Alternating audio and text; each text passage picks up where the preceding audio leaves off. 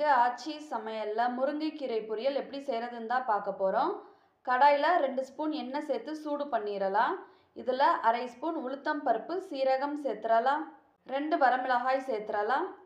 உளுத்தம் பருப்பு லைட்டாக செவந்ததும் ஒரு பெரிய வெங்காயம் கட் பண்ணிட்டு சேர்த்துக்கலாம்.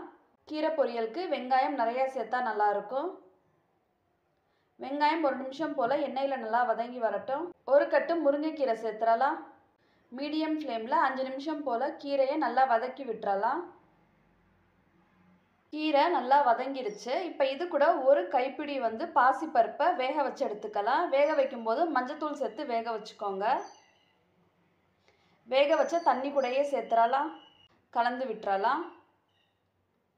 இந்த கீரை பொரியலுக்கு தேவையான அளவு உப்பு சேர்த்துடலாம். இது எல்லாத்தையும் நல்லா கலந்து விட்டுறலாம். மீடியம் ஃப்ளேமில் கீரை நல்லா வெந்து வரட்டும். கீரை மூடி போட்டு வேக வைக்கக்கூடாது.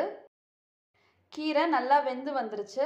இப்போ இதில் ஒரு 3லேருந்து 4 ஸ்பூன் போல் தேங்காய் துருவல் சேர்த்துடலாம். நல்லா கலந்து விட்டுட்டு ஸ்டவ் ஆஃப் பண்ணிடலாம். அவ்வளோதான், நம்மளோட சூப்பரான முருங்கைக்கீரை பொரியல் ரெடி ஆயிடுச்சு. இந்த ரெசிபியை நீங்களும் ட்ரை பண்ணி பார்த்துட்டு எப்படி இருக்குன்னு சொல்லுங்கள். தேங்க்ஸ் ஃபார் வாட்சிங்.